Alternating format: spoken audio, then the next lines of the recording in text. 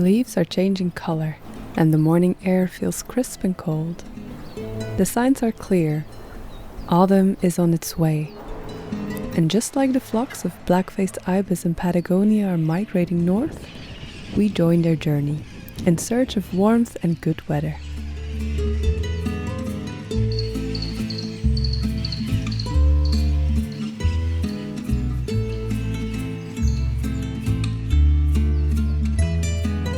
Hi there, I'm Ilse and this is my husband Ryan. On January 1st, we took a leap of faith and left everything behind to ride our bikes from Patagonia to Alaska in search of total freedom.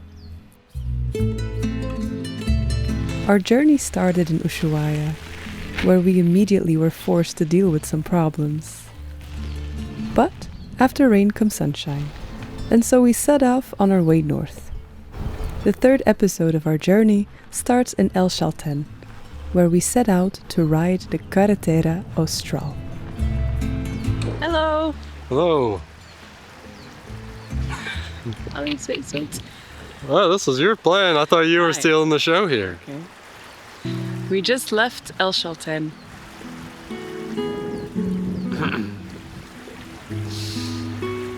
This was a great video. Right?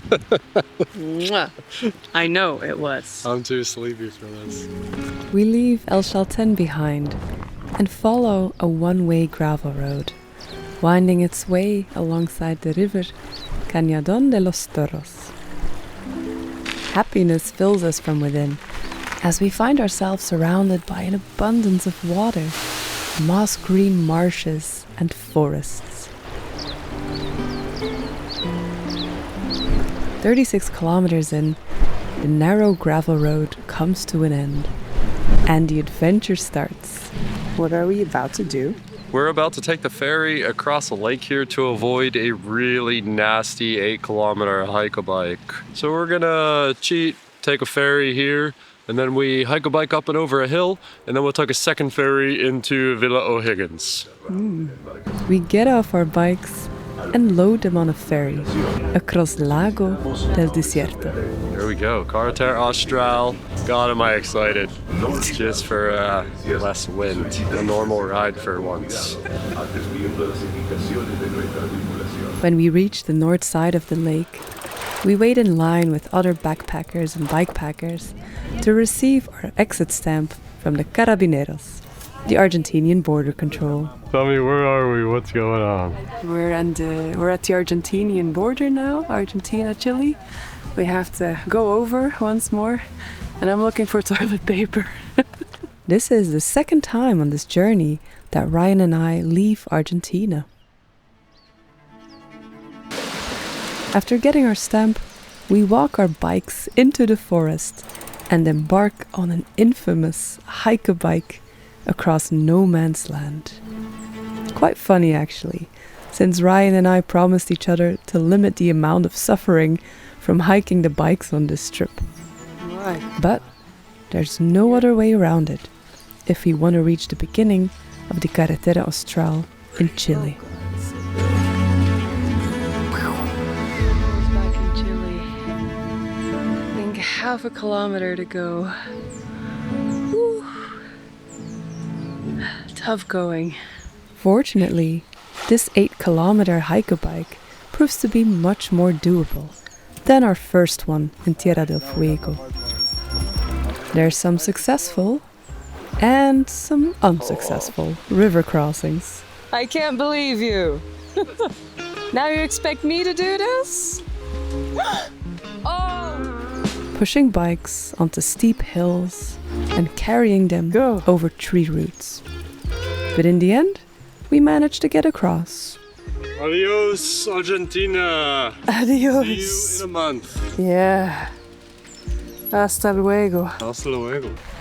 And lo and behold, we're back in Chile, baby. Let's eat a lot of food tonight. I'm hungry.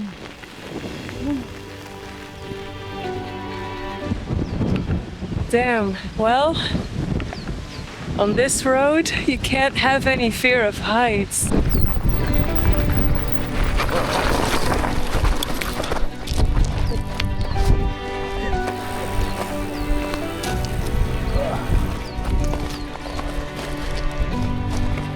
Oh yeah.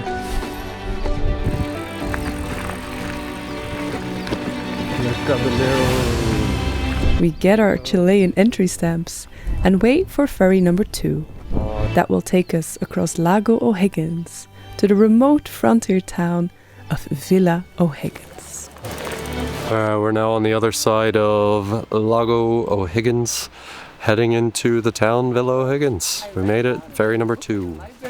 Now the journey can begin. We're leaving Villa O'Higgins to start the Carretera Austral. It's like 1,200 something kilometers on gravel road, mostly. It's getting late in the season, it's cold, it's 5 degrees. I'm ready to go. We've been here for a while as well, and I'm anxious to get out there. The Carretera Austral is a classic route amongst cyclists, bikers and backpackers. Just recently recognized by BBC Mundo as one of the most stunning roads on the planet. It's a route I've dreamed of for a very long time, though I know almost nothing about it. I intentionally don't do much research on these things to really keep open the thrill of discovery. Carretera Austral. Yeehaw. Hello, husband. Hello. Immediately, we're blown away by the amount of water and greenery, especially compared to the dry and vast steppe we've been cycling through so far. Now, waterfalls decorate the road, and lakes and streams grace the landscapes all around us.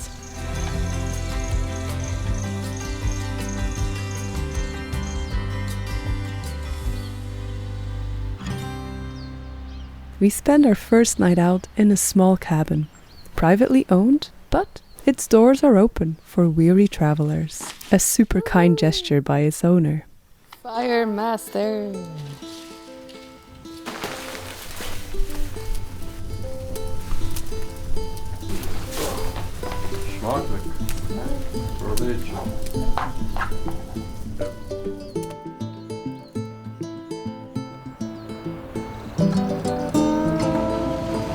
Day 2 brings us yet another ferry trip.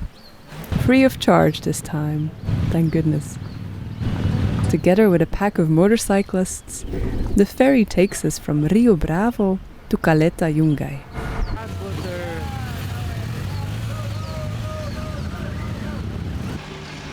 On the other side of the water, a big climb awaits us. Goodness.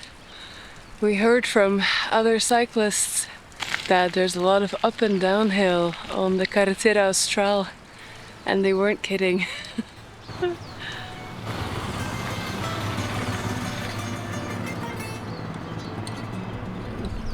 Once again, a very narrow mountain trail. No mistakes can be made here. At least there's a rail this time. We slowly grind our way up the steep zigzag.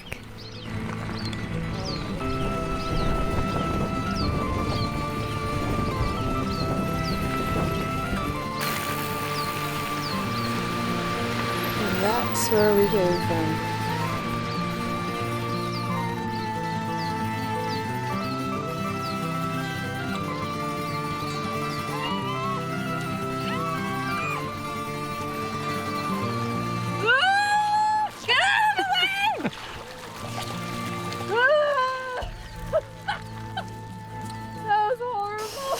The nights grow cold as the seasons are starting to change.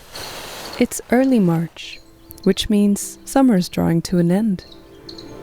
Day temperatures reach between 5 and 15 degrees Celsius, and we find ourselves riding through rain, sun, and cloudy conditions. It's day 3 of the Carretera Austral, and we're off to a drizzly, wet start. There's a lot of mosquitoes now, but we don't have wind, thankfully. Replace the wind with up and down hills and rain, but we prefer that. But the uphills, we'll have to get used to them. We've been covering so much flat terrain, so climbing up here now. It's quite a challenge. The camera never truly captures how steep something is, but this is straight up almost to the point of being unrideable. It's a grind. First thing in the morning.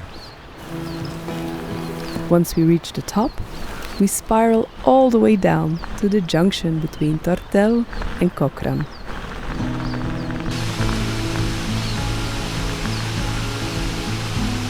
We choose the latter because riding to Tortel would mean a 50-kilometer detour, which is an easy decision when you're in a car, but a bit more challenging when you're traveling by bike.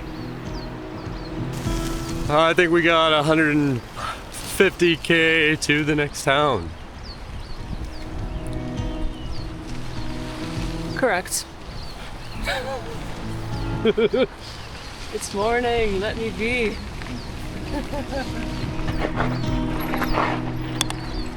Normalmente. Soy de Bélgica. ¿Dónde? Bélgica.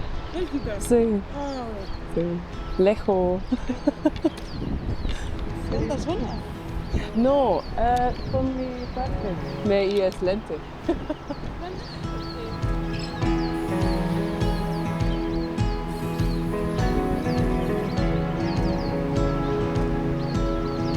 Oh, is it moss? Are they harvesting moss to feed their animals here? Is this the... Or is it kindle? No. No. Too wet. And we saw the way they were drying it back there, so... Yeah. Yeah, must be for the animals. Oh wow. Yeah. This is the Chilean straw. The Chilean hay. Yeah. Wow.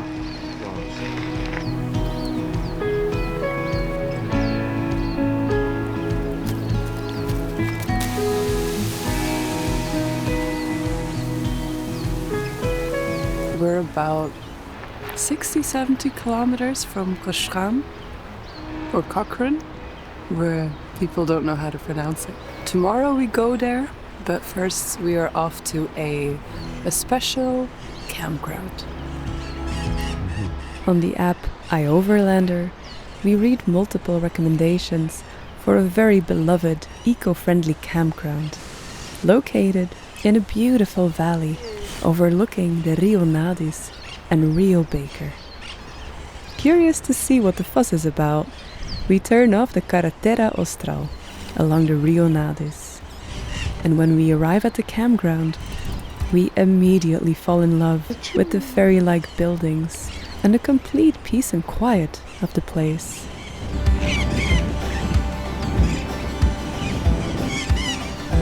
Let's go start a fire. Let's go start a fire. Wow.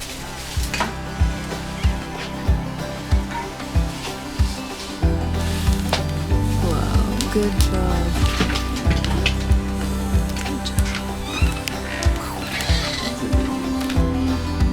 Far away from the highway, there's nothing but the sound of nature to calm our senses. The owner, Lily, takes us horseback riding in the morning, and together with 2 other lovely guests from the campground, we explore Lily's extensive property and farmlands. What a special experience.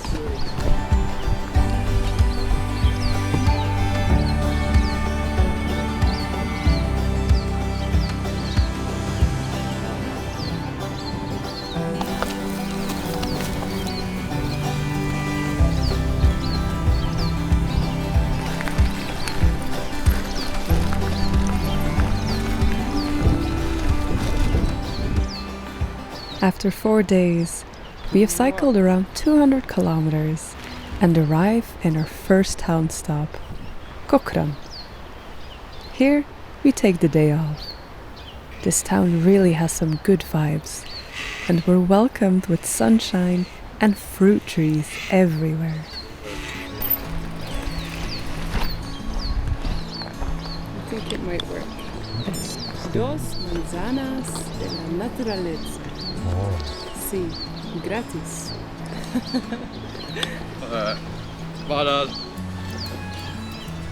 Love you too. With some remorse, we leave Cochrane behind as the sun blasts upon our backs. Alright, back on the Carretera Austral. Say goodbye to Cochrane. Cochrane. Cochrane. Dust, dust, dust. We just left Cochrane a few hours ago, and it's tough going out here. It's like straight up, straight down. We got these 200 plus meter climbs, and then it's 200 meters down and 200 meters right back up again. We just finished the second climb. Nice, baby. Thanks, yeah, tough climb. Tough climb. Now we'll descend down here to the Rio Baker and some beautiful confluence where the waters are said to mix blue and brown. So we'll go check that out and hopefully set up camp around there. Zoomy, zoomy, zoomy. 20 kilometers in, we've got an option. Either we follow the Carretera Austral straight on, or we take a detour into Parque Nacional Patagonia. With lots of wildlife and the chance to visit the grave of North Face founder and true adventurer Doug Tompkins. Guess who's buried in the park? Who? Doug Tompkins. He's the founder of the North Face. And he used to own this land. And he gave it to the government or Kolaf. And now it's the national park. And his grave is just a few kilometers further. Wow. Yeah. It's a super humble grave. It's mostly just guanacos. In the end, we decide to save a visit to the park for another time and set up camp at the banks of Rio Baker. Tonight we're camping at the Baker River. We just left Cochrane today. We're on our way to Coyhaique. And this is the Baker River. Well, it's actually over there, but Ryan didn't want to camp there, so we're camping here.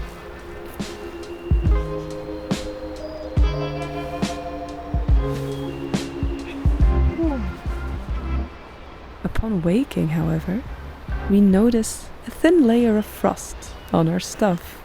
Just another sign that autumn is knocking on our door. Oh my, look at that. Oh goodness. We're chasing summer, but... And that's your pants, huh? That's my pants. Wow.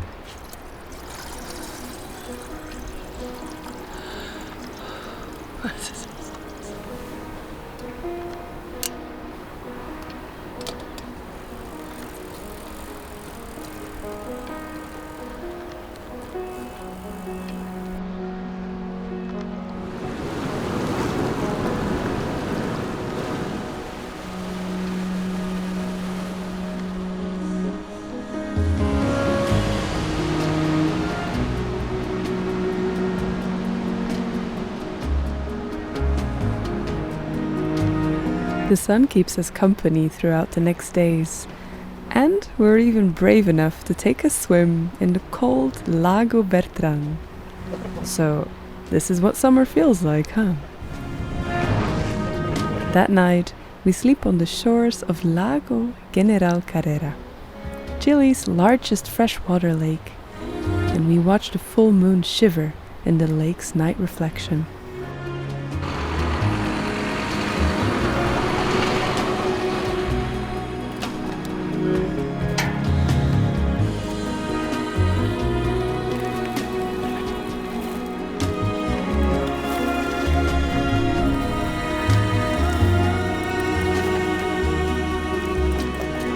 We found a super beautiful campsite tonight, but it's a lot of work to get to it, but well worth the effort to sleep on this beautiful lake.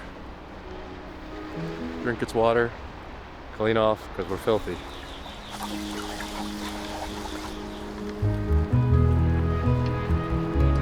Yeah, anyways, it was beautiful. It was beautiful. We had a very late start this morning though. It's probably noon.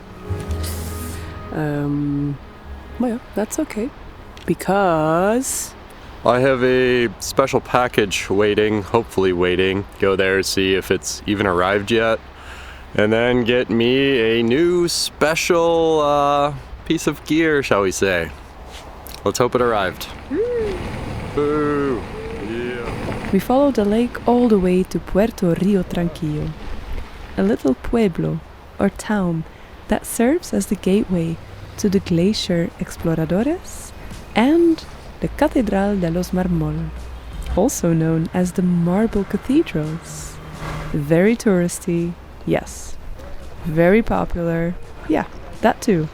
But in our opinion, it's also very worth it. What is it? It's like all little fingertips, like thimbles, pressed into the marble. I wonder if there are any bats or spiders.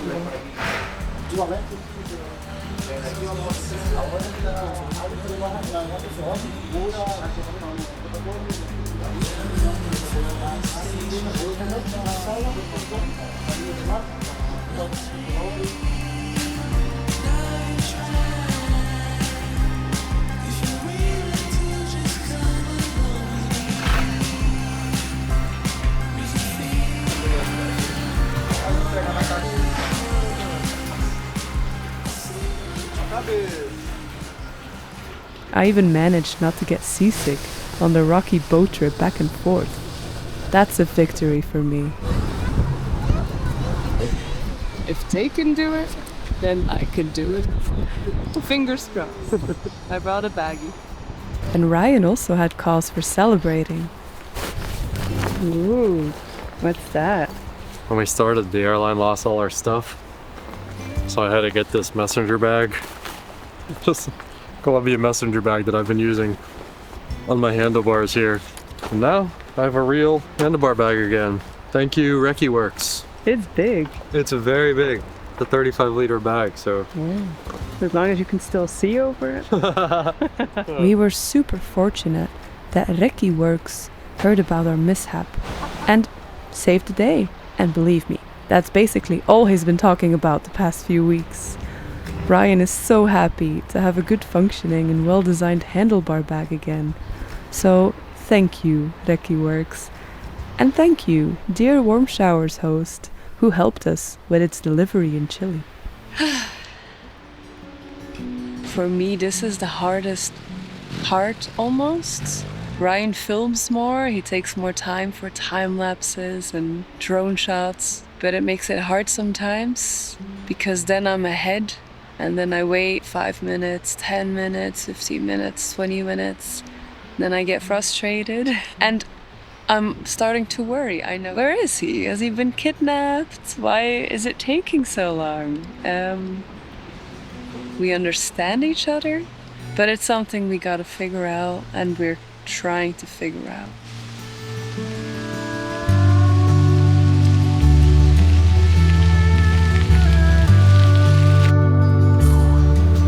The nightly camp planning here. So people have been sleeping here in the forest, so that's an option. To wild camp here next to the waterfall. You can't be seen from the road, so that's a plus. A little bit further there's the campgrounds, Francisco, but it's Not worth paying. not worth paying right now. We're still pretty clean. Good water. There's an orange bridge. It looks like a bit of a hassle to get there.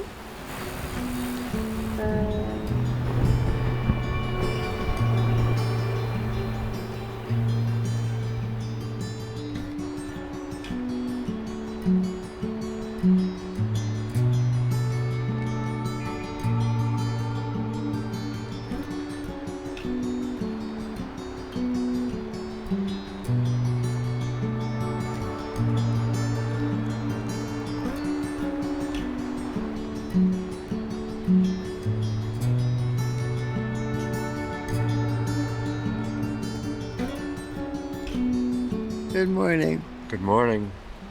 Drizzly, windy morning. Yep. Twilight weather. Back to La Push Beach. Tell me what's happening now. We're packing up camp. It's drizzly, rainy, but that's normal here in the Carretera. Otherwise it wouldn't be so green. But we've been very slow and lazy this morning. I'd say 15 more minutes and we're ready to go. The days turn cold and grey. It's time to put our rain jackets on to protect us from the cold wind chill and the drizzle of rain. Just in case we forgot what the last 2 months of our lives were like, here's 80-kilometer winds again. Thankfully it's at our back now. Oh, it stinks so bad that it catches your face. Especially when these cars go by and it creates these whole dust tornadoes up the road. But yeah, it's behind us, thank God. But a reminder what life was once like for northbound cyclists on the Pan American Highway. Oh my.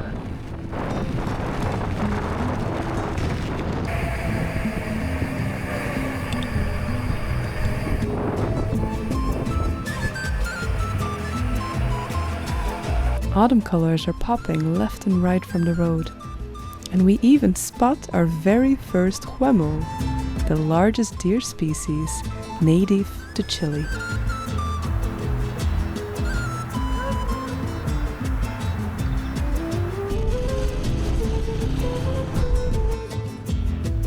We flew straight from winter in Belgium into the middle of summer in the southern hemisphere, and now it's officially the first day of fall. We've skipped spring entirely and likely won't see spring next year either, as we'll be in Central America and the tropics. But colors are full blown up here in the mountains. Not so much in the valley yet, but officially the first day of fall, autumn. Hi. Hello! Good luck. You're almost there. God, I love the fall colors.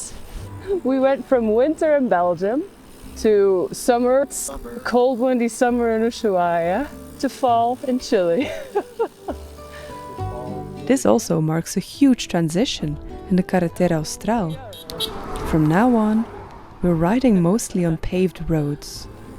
Although we love a good bit of gravel, pavement does make climbing a touch easier.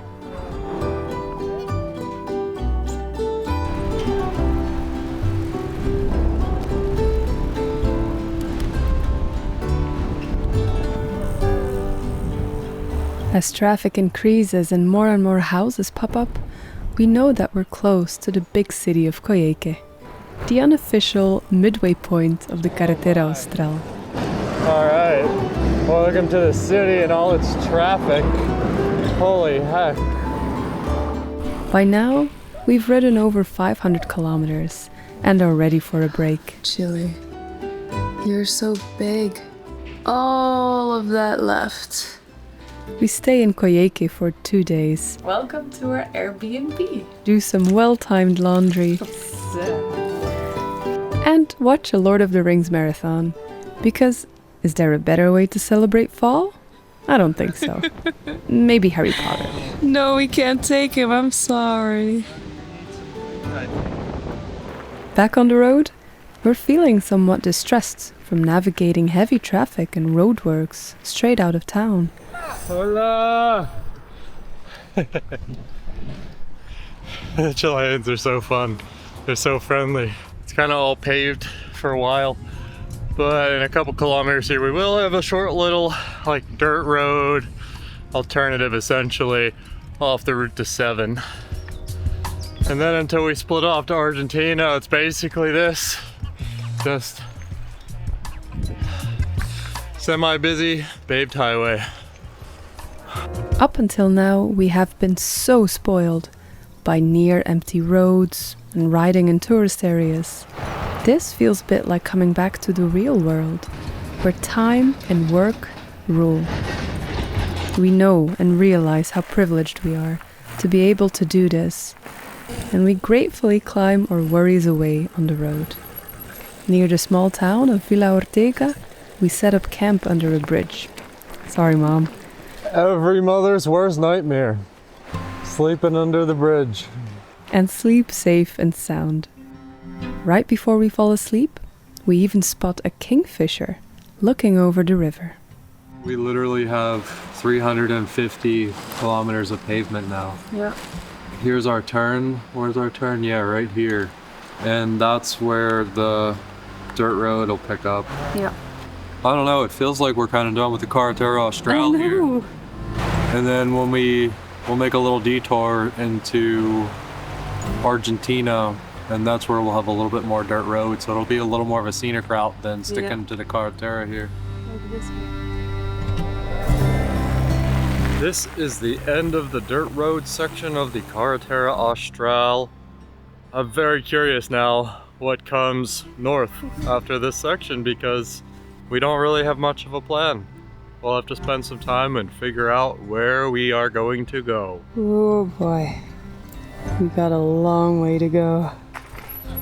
It's a nice history. So you are from the States, you're in Belgium, now you're back on the American continent. Yeah, going back home. Going back home in time. Yes. This was always my dream. Yeah, maybe one day. Yeah. You never know. Cheers.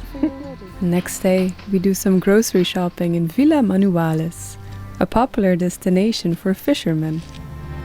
We seat ourselves in a little birch and beech forest right in the middle of town. The sky's blue, the birds are singing. It's officially autumn now in the southern hemisphere, but it certainly feels like summer.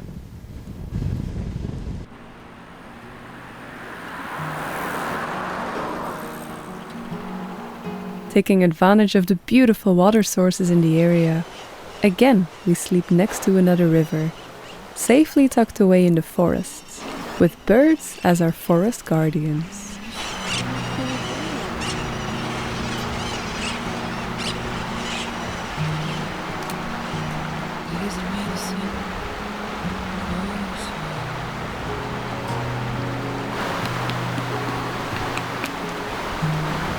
So much in my head these days.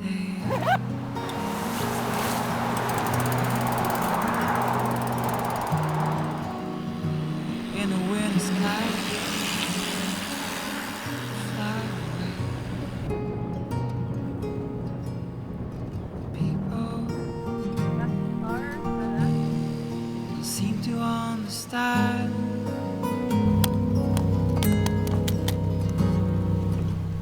Search for freedom, my peaceful game. You made it! Yee.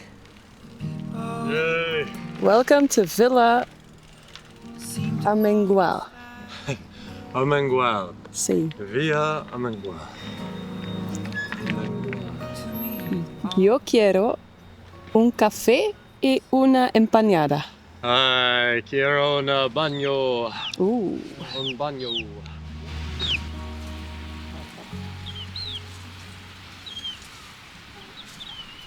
Camera battles.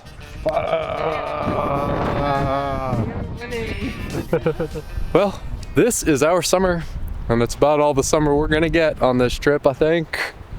We had 3 beautiful, calm days here of sunshine, but now we got some weather coming in. And the wind is picking back up again. We went from winter in Belgium to summer in Ushuaia, and the rest, which is not exactly summer.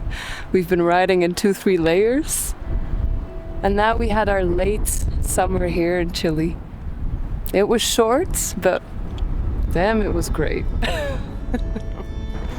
We're nearing the end of March, and we see more and more farmers, construction workers and truckers on the road.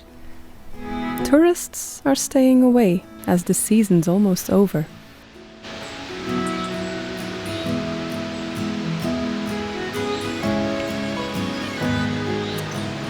Alright, here's where we're at right now.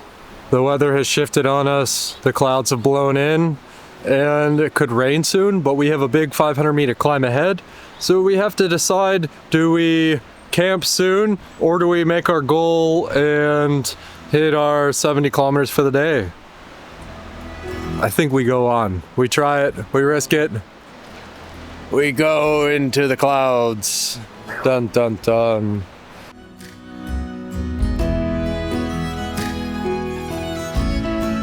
The sunny days grow darker once more, and armored in rain gear, we climb our way up the green tunnel of Paso Coyhaique, paved all the way, up until the descent, where we are met by a very bumpy gravel road, much to our surprise. The descent feels endless. We're zigzagging at least 20 times, very steep, so we can only imagine how tiresome it must feel for cyclists going the other way. With fences left and right, we only have little options to wild camp. We find these cattle fences and private property signs everywhere in Argentina and Chile. Yep, we're working for camp tonight. After looking a while for a decent spot, we drag our bikes in a nearby patch of trees. It's not ideal, but it works. Not all camps are glamorous, you know. Why are you? And that night, camp feels very jungly, with birds chattering and crickets chirping away the night.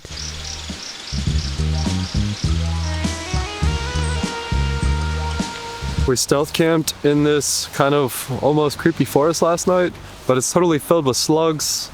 And let me show you their slime damage across our tent here and across everything we own. We've been slimed in the night. Look at all the trails. Today we're riding about 70 kilometers to La Junta. That's the final stop before we head off the Carretera Austral on our way to Argentina. We're following cliffs today. We might see dolphins and we might dip into some hot springs.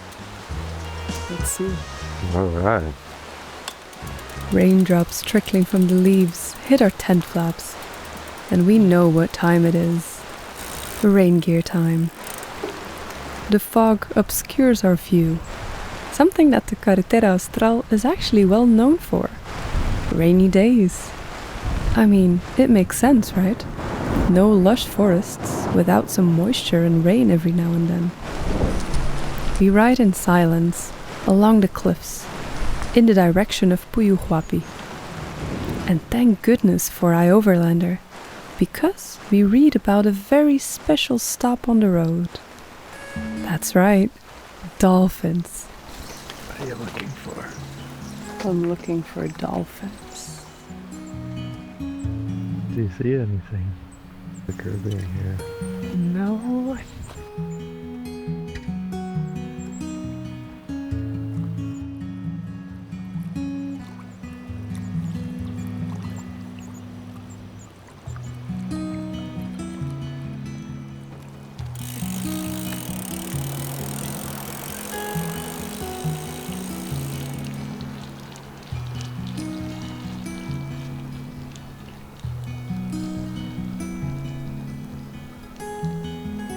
Soaked from the rain, we decide it's time for a hot shower and stay at a campground in La Junta. Okay. All right, let's not step in any poo now. Yeah. Good A lot morning. of poo around here. Yeah. Good morning. Today is the last day on the Carretera Austral. Today we'll reach, oh, I forget the name of the town. Santa Lucia? Santa Lucia, yep. And then we'll turn west into east. We'll go east into Argentina. Yeah. We'll hit some more dirt roads again, big climb. But the big news for us here is we've got some weather changing here. So we got potential for snow and extreme winds on Saturday night.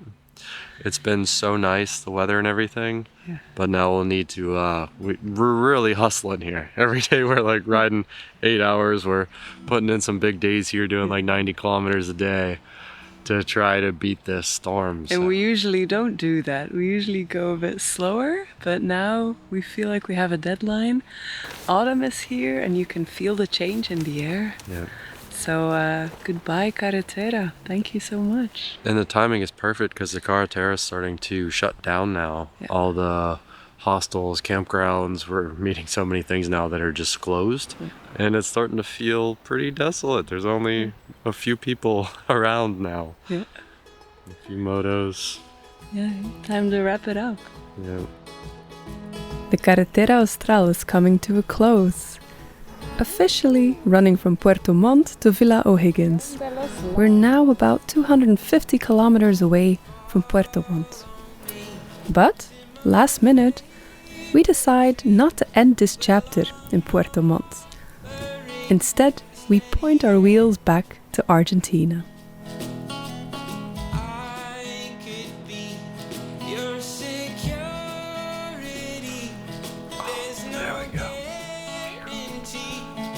Yeah, we cheated. We got ourselves a room. It was heavenly. No regrets. No. No regrets. And we might have another one tonight. We'll see.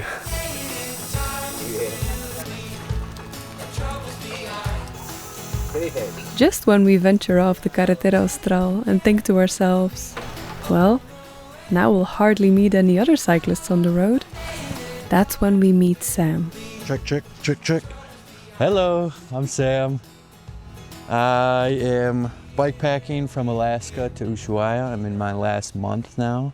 It feels crazy now, like all the thoughts rushing back the whole trip. You know, I'm reminiscing on Alaska, Canada, all these places that like I've forgotten for the last however many months, and now it's reliving those moments, trying to take it all in here before it ends. I lost my legs 6 years ago, and it was just super devastating, like feeling like I wasn't able to do all the stuff I wanted to do and kind of do it to the level that I thought I could.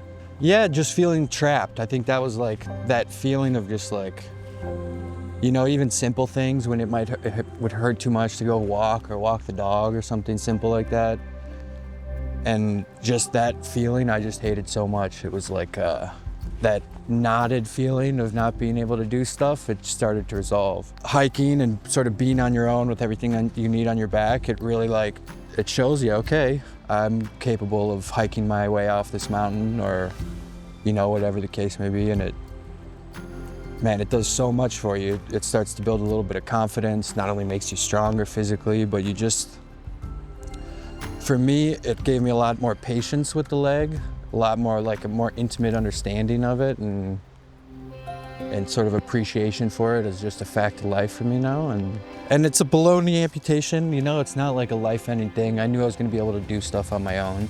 I remember really distinctly actually my first through hike, the PCT, the Pacific Crest Trail, and I was in the desert section and I got up early to beat the heat and was hiking. And I had this moment and it was just random. It was dark out, you couldn't see, it was just so strange. And it was this first time I was just overcome with like gratitude. I was thinking about people in my life that I love so much, and like I just thought it was so amazing that I was just out there at 4 a.m. under the stars hiking, and it was like, it made me so emotional. I'm like getting shaky thinking about it now, but it was a feeling unlike any I'd had up until that point. And it seems like one that I can almost only find when I'm doing stuff like this. I think something about through hiking and doing these things where you're physically challenged like this, you're alone, quiet in the nature, and like it changes something chemically in your brain, and at least it did for me. Not everyone can do a trip like this, you know? It's a pretty tough thing to pull off, even if you are motivated to do it. I just encourage people to try it, even on a small scale, you know? Like, I think it's so good for you. It's like a real treat in life to feel that way. And it's not comfortable, you know? It's definitely not comfortable. We're standing in the rain, it's windy. We're all delaying our departure, but yeah, I think you guys get it, huh? Yeah. See you soon, Mom. Dude, Sam, thank you. Yeah, so man. Yeah, of course, huh? Yeah. Thanks. Yeah, fuck. Such a short but wholesome encounter. We're sure that Sam will finish his incredible journey safe and sound, and we hope that our paths meet once again. We've not had many rainy days, but this is another one. It's not snow. Yeah, we'll see. This might turn into snow up there. C'est la vie. We say C'est la vie. farewell to the Carretera Austral a route that we absolutely adored riding. And we venture off in the direction of Fou, a super popular rafting destination and just a quaint mountain town overall.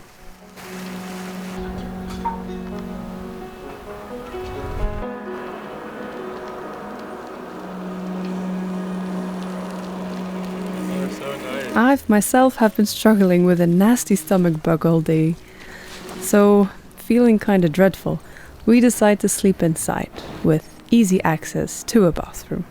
Let's go. A room, a bed. The morning after, I feel slightly better, and so we cross into Argentina for the 3rd time.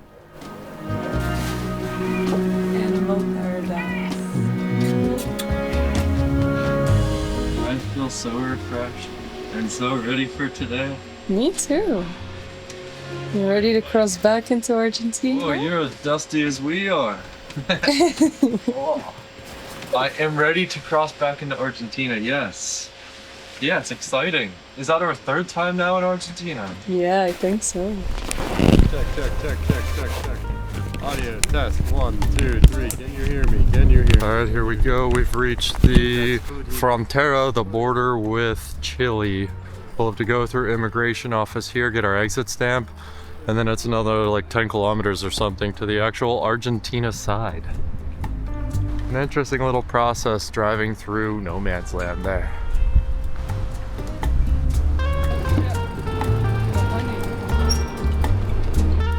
We got our Chilean exit stamps. Now to ride through no man's land and then get our new visa for Argentina.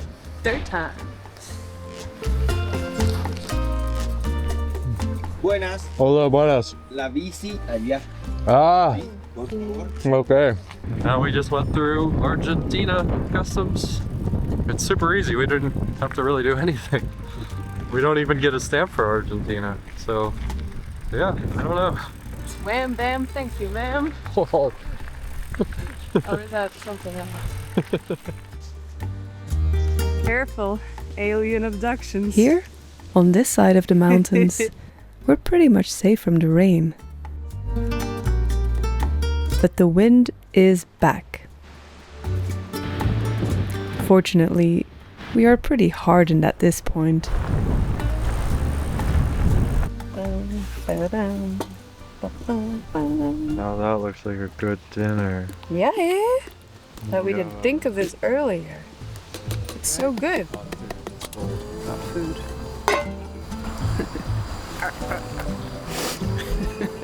So without much further ado, we ride to Los Alerces National Park, named after the ancient trees residing in these mountains.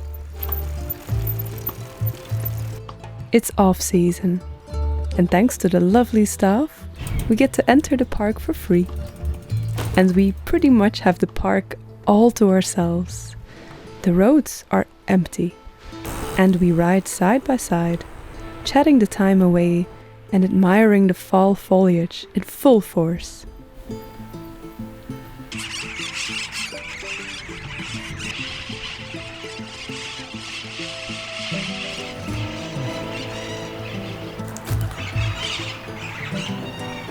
Interesting tree. This is the Aragunia. Crazy. Look, it's like a monkey.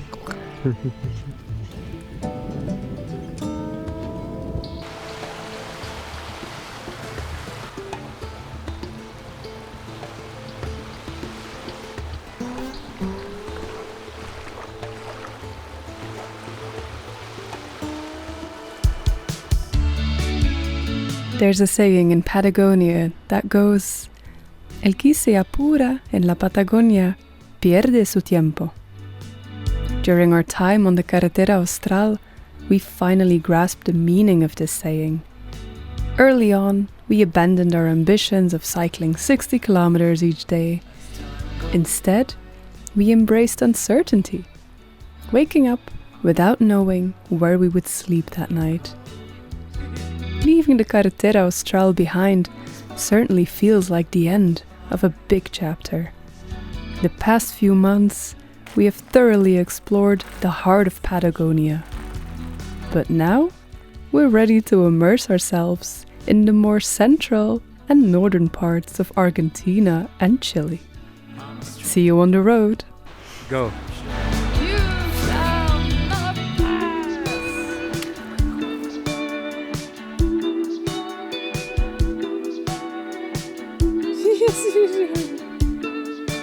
No dab, dance!